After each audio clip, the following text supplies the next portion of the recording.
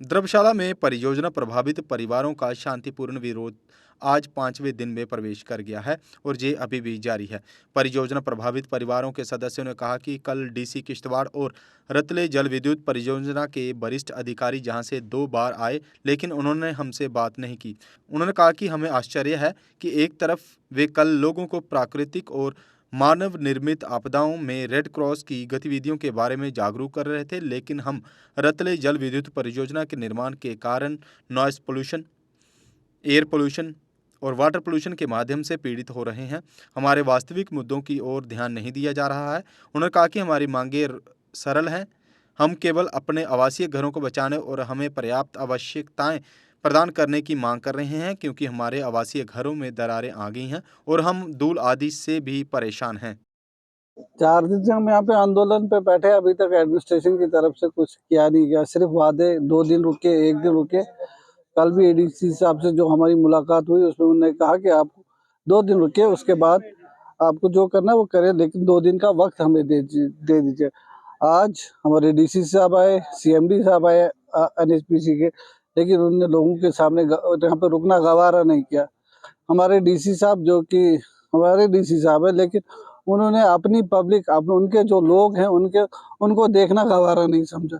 क्या हम इतने गए गुजरे लोग हैं कि हमारी हालत जो है यहाँ पे जानवरों से भी बदतर हो चुकी है।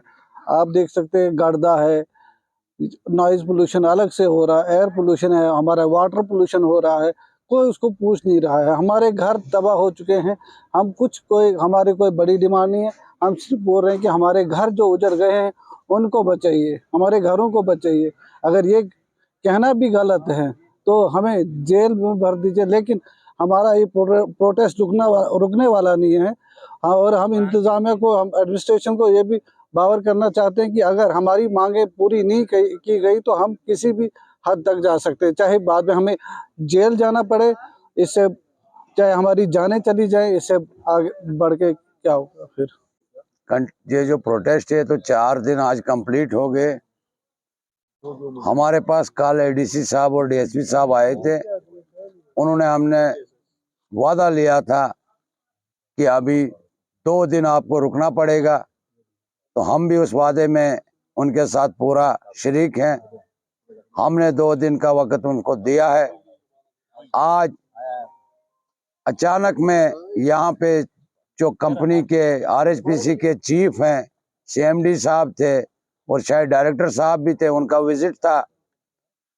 हमने देखा डीसी साहब का आना किश्तवाड़ से। हमें लगता था कि डीसी साहब यहाँ पे, हम नेशनल हाईवे पे ही बैठे थे, यहाँ पे ब्रेक मारेंगे, लेकिन डीसी साहब यहाँ से सीधा गाड़ियां उनकी निकल गई। वापसी पे ठीक 10 मिनट के बाद सीएमडी साहब के साथ डीसी साहब भी रवाना हो गए। काफी बड़ा हुजूम था अफसरों का, वही आज हमें समझ नहीं आ रही थी। यहाँ पे जो ग्राउंड एक खोदा गया है, ना उसमें कोई तामीर हुई, ऐसे ही डस्ट के लिए खोदा गया है। आज उसको भी पानी से सैराब किया। आज हमने नेशनल हाईवे में देखा, पानी भी डाल रहे थे, रूलर भी चल रहा था।